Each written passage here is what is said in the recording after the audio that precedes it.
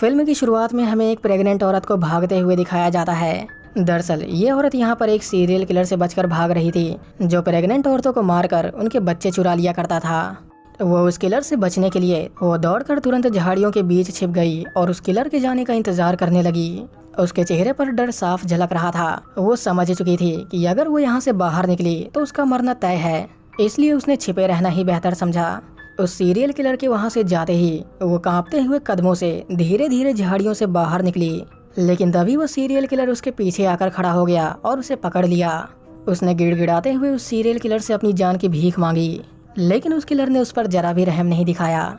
उसने एक धारदार चाकू बाहर निकाला और बेरहमी से उसका पेट चीरकर उसका बच्चा बाहर निकाल लिया और इसके बाद उसे मरने के लिए वहीं छोड़ दिया।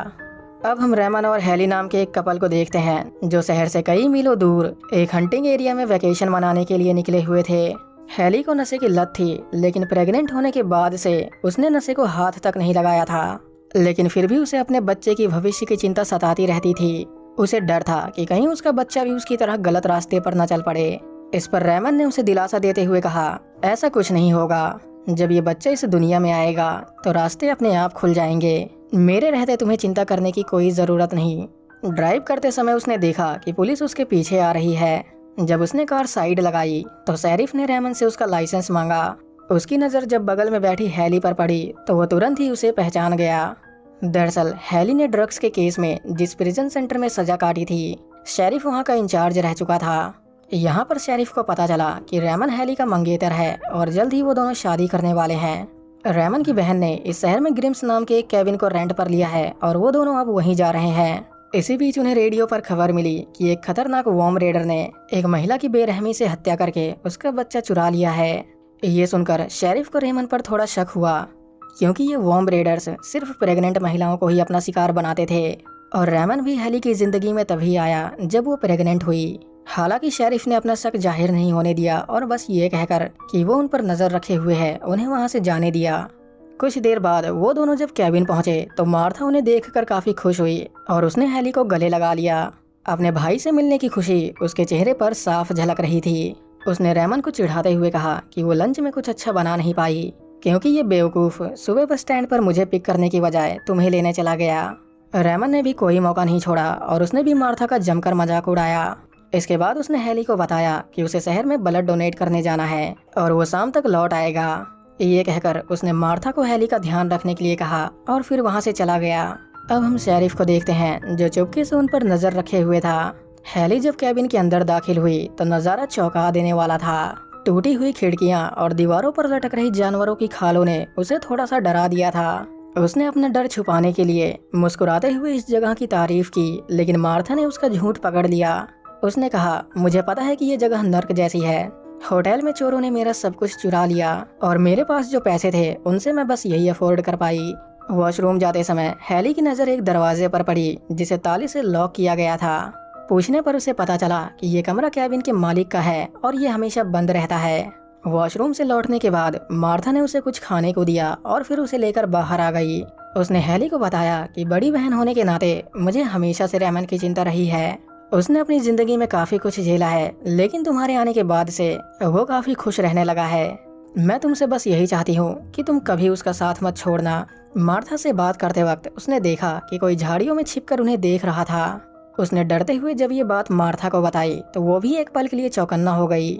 हाथ में औजार लिए वो सीधा झाड़ियों की ओर बढ़ी, लेकिन चेक करने पर उसे वहाँ कोई नजर नहीं आया।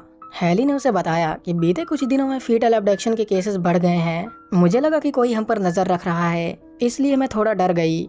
मार्था ने उसे समझाते हुए कहा, कोई बात नहीं, तुम्हारी चिंता जायज है और मैं इसे अच्छे से समझ सकती हूँ। मेरे रहते तुम्हें डरने की कोई ज़रूरत नहीं, मैं तुम्हें कुछ नहीं होने दूंगी। वो जब दोबारा घर के अंदर दाखिल हुए तो उन्होंने दीवार पर लगी कुछ पुरानी फोटोज को देखकर आपस में बातें करना शुरू कर दिया। इसी बीच उन्हें दरवाजे पर किसी के नॉक करने की आवाज़ सुनाई दी। हेली ने कहा, मैंने तुम्हें बताया था कि कोई हम पर नजर रखे हुए है। मार्था ने बाहर मौजूद व्यक्ति को आवाज लगाई, लेकिन उन्हें कोई जवाब नहीं मिला। वो डरते हुए आगे बढ़ी और हेली ने भी बेसबॉल बैट उठा लिया ताकि हमला होने पर वो खुद को बचा सके। दरवाजा खोलने पर उसने अपनी लैंड लेडी लॉरेन को देखा। उसने मार्था को बताया कि वो घर का सामान लेने के लिए मार्केट जा रही थी और यहाँ वो बस ये देखने के लिए आ गई कि सब कुछ ठीक है या नहीं। मार्था ने उसे हैली से मिलवाया और उसे बताया कि हैली जल्द ही इस परिवार का हिस्सा बनने वाली है। लॉरेन ने मुस्कुराते हुए उसे बधाई दी और उसे अपना ध्यान रखने के लिए कहा। इसके बाद लॉरेन ने उन्हें बताया कि वो मार्केट से आते समय उनके लिए कुछ चिप्स लेकर आएगी, जिसके बाद वो वहाँ से चली गई। वो दोनों जब दोबारा घर के अंदर आए तो मार्था ने हैली को अपने बचपन की कुछ पुराने तस्वीरें दिखाई। इन्हें देखकर हैली को पता चला कि मार्था और रेमन वो दोनों सगे भाई बहन नहीं है। जब मार्था 9 साल की और रेमन 6 साल का था तब उनके फोस्टर पेरेंट्स ने उन्हें गोद ले लिया था, लेकिन कुछ ही महीनों बाद उन्होंने वो घर छोड़ दिया क्योंकि मार्था के फोस्टर फादर ने मार्था का रेप करना शुरू कर दिया था। घर छोड़ने के बाद रेमन ने भी अपनी जिंदगी में कई कठिनाइयां झेली। कॉलेज टाइम में कुछ लोगों ने उसकी गर्लफ्रेंड का उसके सामने रेप कर दिया, जिससे उभरने में उसे 3 साल लग गए। पुरानी यादों को पीछे छोड़ते हुए मार्था ने तुरंत म्यूजिक चालू किया और दोनों ने मिलकर डांस करना शुरू कर दिया, जिससे माहौल में थोड़ी खुशियां भर गईं। इसी बीच जब घर की डोरबेल दोबारा बजी तो उन्हें लगा कि लॉरेन उनके लिए चिप्स लेकर आई होगी। उसने जैसे ही दरवाजा खोला, आर्मी ड्रेस पहने एक आदमी उसके सामने आकर खड़ा हो गया।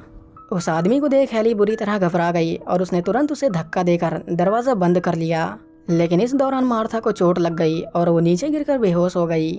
उसे इस तरह गेट खटखटाता देख हैली का डर और भी ज्यादा बढ़ गया।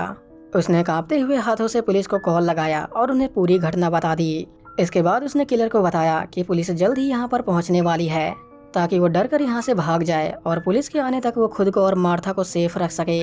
जैसे ही खटखटाने की आवाज़ बंद हुई, मार्था हाथ में बैट लिए धीरे से आगे बढ़ी।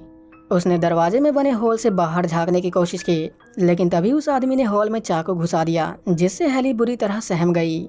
उसने अभी खुद को संभाला ही था कि तभी दरवाजे पर फिर से किसी की दस्तक हुई, लेकिन इस बार दरवाजे पर वो किलर नहीं बल्कि लॉरेन की बेटी मैडलिन थी, जो यहाँ उनके लिए चिप्स लेकर आई थी। छेद से देखने पर उसने पाया कि वो किलर मैडलिन के ठीक पीछे ही खड़ा था। जैसे ही वो किलर मैडलिन को मारने के लिए उसकी ओर बढ़ा, हैली ने तुरंत दरवाजा खोलकर उसे घर के अंदर खींच लिया और उसकी जान बचा ली। उसे घबराते हुए देख हैली ने उसे शांत किया और उसे बताया कि ये किलर उन दोनों को मारना चाहता है। उसने मैडलिन से पूछा कि क्या उसे यहाँ कोई चाकू या गन मिल सकती है। उसने हाँ में सिर हिलाते हुए हैली को बताया कि उसके डैड स्टोर रूम में एक गन छोड़कर गए हैं। मैडलिन ने जल्दी से स्टोर रूम का दरवाजा खोला, जिसके बाद वो दोनों अंदर आ गए। कमरे का नजारा देख हैली के तो मानो होश से उड़ गए। कमरे में एक अजीब सा सन्नाटा था और चारों तरफ जानवरों की खाल और मांस लटके हुए थे। जैसे ही वो गन लेने के लिए क्लोजेट की ओर बढ़ी, उसकी नजर एक बेबी वॉकर पर गई। उसे लगने लगा था कि मैडलिन के पिता ही वो वॉर्म रेडर हो सकते हैं, क्योंकि मार्था ने उसे बताया था कि ये कमरा हमेशा बंद रहता है और इसे सिर्फ मैडलिन के पिता ही खोल सकते थे।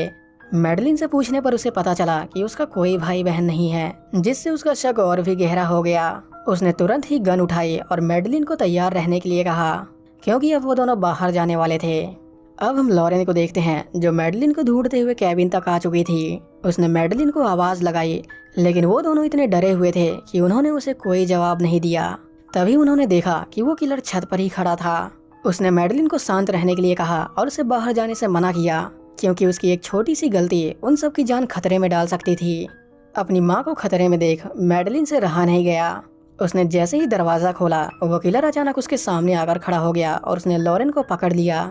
वो उसे घसीटते हुए पीछे ले गया और उसके हाथ बांधकर उसे जमीन पर पटक दिया। लॉरेन चीखते हुए उन दोनों से मदद मांगने लगी, लेकिन उन दोनों में इतनी भी हिम्मत नहीं थी कि वो बाहर आकर उसकी मदद कर सकें। वो लॉरेन को इस तरह उस किलर के हाथों मरने के लिए नहीं छोड़ सकती थी, इसलिए हैली ने उसकी मदद करने का फैसला किया। वो मैडलिन को स्टोर रूम में लेकर गई और उसे अपने लौटने तक वहीं रुकने के लिए कहा। इसके बाद वो गन लेकर बाहर आई और उसने किलर को धमकाते हुए कहा, अगर उसने लॉरेन को नहीं छोड़ा तो वो उसे गोली मार देगी।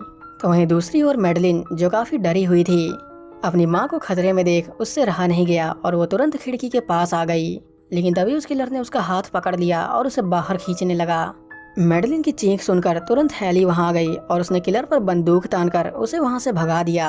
हालांकि किलर ने अभी तक हार नहीं मानी थी। उसने उन दोनों को बाहर निकालने के लिए चालें चलनी शुरू कर दी। उसने लॉरेन के गले में फंदा डालकर उसे कार से बांध दिया ताकि दम घुटने से उसकी मौत हो जाए। अपनी माँ को मुसीबत में देख मैडलिन से रहा नहीं गया। वो दौड़कर तुरंत लॉरेन के पास आ गई और उसके पैर पकड़कर उसे सहारा देने लगी। उसने रोते हुए हैली से मदद मांगी, लेकिन वो चुपचाप दरवाजे पर खड़ी होकर उसे देखती रही। उसे समझ आ चुका था कि एक बार बच्चा मिलने पर ये किलर उन सबको खत्म कर देगा, इसलिए उसने उनकी चीखों को अनसुना कर दिया और तुरंत घर के अंदर चली गई। प्लान को फेल होता देख वो किलर लॉरेन के पास गया और उसके गले में बंधी रस्सी काट दी। तो वहीं दूसरी ओर हेली वो तुरंत स्टोर रूम में आई और गन लोड करके उसे मारने का फैसला किया। लेकिन जैसे ही वो पीछे मुड़ी, उस किलर ने बड़ी ही बेरहमी से उसका एक कान काट दिया, जिससे हेली और भी ज्यादा डर गई। इसी बीच किलर ने हेली को बाहर निकालने के लिए एक और तरकीब अपनाई। उसने लॉरेन को रस्सियों से कसकर बांधा और उसे जमीन पर पटक दिया। हेली के बाहर आते ही उस किलर ने धीरे से कार आगे बढ़ाई और उसे अपने पास आने को कहा। हेली जैसे ही उसके पास आई, उस किलर ने उसके पेट पर हाथ फेरना शुरू कर दिया, मानो इस पल का वो कब से इंतजार कर रहा हो। मौका देख हेली ने उसके हाथ में चाकू घुसा दिया और लॉरेन की मदद करने में जुट गई। हेली की सरकत से किलर आग बबूला हो गया और उसने गुस्से में लॉरेन पर कार चढ़ा दी और उसे बेरहमी से कुचलकर मार डाला। किलर के साथ हुई इस मुठभेड़ ने हेली को अंदर से तोड़ दिया था। उसकी मानसिक हालत धीरे धीरे बिगड़ने लगी थी और अब तो उसे घर के अंदर आने वाली छोटी छोटी आवाजों से भी डर लगने लगा था। कुछ देर बाद जब उसे घर के बाहर से पुलिस का सायरन सुनाई दिया तो वो दौड़कर तुरंत घर से बाहर आ गई। लेकिन वहां पहुंचकर उसने देखा कि कार बिल्कुल खाली थी। चारों ओर पसरे सन्नाटे को देख उसने तुरंत ही खतरे को भांप लिया। लेकिन जैसे ही वो घर की ओर दौड़ी, किलर ने उसे पकड़ लिया और उसे घसीटते हुए दोबारा घर के अंदर ले गया। मार्था, जो अब पूरी तरह से होश में आ चुकी थी, जैसे ही उसने अपने पास रखा चाकू उठाया, किलर ने हेली की गर्दन पर चाकू रख दिया और उसे पीछे हटने के लिए कहा। इसी बीच शेरिफ भी वहां पर पहुंच गया। वो बुरी तरह घायल था और उसके पेट से लगातार खून बह ही जा रहा था। उसने किलर को चेतावनी दी कि अगर उसके 3 गिनने से पहले उसने हेली को नहीं छोड़ा और अपना मास्क नहीं उतारा तो वो उसे गोली मार देगा। शेरिफ की धमकी सुनकर किलर थोड़ा घबरा गया और उसने हेली को छोड़ दिया। लेकिन जैसे ही उसके मास्क हटाने की बारी आई, मार्था ने अचानक शेरिफ के गले में चाकू घोंप दिया और बेरहमी से उसकी हत्या कर दी। जब किलर ने अपना मास्क हटाया तो हेली के पैरों तले जमीन ही खिसक गई, क्योंकि उसकी आंखों के सामने खड़ा शख्स कोई और नहीं बल्कि उसका अपना पति रेमन था। जिस इंसान के साथ उसने अपनी जिंदगी के सपने बुने थे, वही अब उसकी मौत का कारण बनने जा रहा था। यहाँ पर उसे पता चला कि रेमन और मार्था दोनों असल में पति पत्नी हैं। रेमन इतने महीनों से सिर्फ उसके साथ नाटक कर रहा था ताकि मौका पाकर वो उसका बच्चा चुरा सके। सच का पता चलते ही हेली ने तुरंत गन उठाई और उन्हें चेतावनी दी कि अगर वो उसके पीछे आए तो वो उन्हें गोली मार देगी। इसके बाद वो जल्दी से कार में बैठी और उसे स्टार्ट करने की कोशिश करने लगी, लेकिन रेमन ने कार को खराब कर दिया ताकि वो यहाँ से भाग ना पाए। वो तुरंत कार से बाहर निकली और उसने रेमन की ओर गन तानते हुए उसे अपनी कार की चाबी देने के लिए कहा। शुरू में उसने चाबी देने से इनकार कर दिया, लेकिन हेली के लगातार दबाव डालने पर आखिरकार उसने उसे वो चाबी दे दी। इसके बाद हेली कार लेकर वहाँ से निकल गई, लेकिन कुछ दूर जाते ही कार का एंटी थेफ्ट सिस्टम ऑन हो गया, जिससे कार बीच रास्ते में ही बंद पड़ गई। हेली गन लेकर कार से बाहर निकली और अपने चारों तरफ नजर दौड़ाई, लेकिन वहाँ कोई नहीं था। जिसके बाद वो आगे बढ़ने लगी। कच्चे रास्ते पर आगे बढ़ते हुए उसने एक कार को अपनी ओर आते हुए देखा। जैसे ही उसने मदद के लिए अपने हाथ ऊपर उठाए, अचानक रेमन सामने आ गया और उसके सिर पर बंदूक तान दी। जब वो गाड़ी वहां पहुंची तो उन्होंने देखा कि कार को कोई बीच रास्ते में ही छोड़कर चला गया है। रेमन ने उस लड़की पर बंदूक तानते हुए हेली से कहा, अगर उसने जरा भी आवाज करी तो वो उन सबको मार देगा। उस लड़की ने कार के आसपास अच्छी तरह देखा, लेकिन उसे वहाँ कोई नजर नहीं आया। जिसके बाद वो लोग वहाँ से चले गए। रेमन ने देखा कि हेली को बेबी होने वाला है। वो जल्दी से उसे केबिन ले आया और डिलीवरी की तैयारियां शुरू कर दी। हेली ने गिड़गिड़ाते हुए उनसे अपनी जान की भीख मांगी और उन्हें अपने बच्चे को छोड़ने के लिए कहा, लेकिन उन्होंने उसकी एक नहीं सुनी। यहाँ पर उसे पता चला कि मार्था के फोस्टर फादर ने कई सालों तक उसका बेरहमी से रेप किया, जिससे उसके रिप्रोडक्टिव ऑर्गन्स डैमेज हो गए और फिर वो कभी माँ नहीं बन पाई।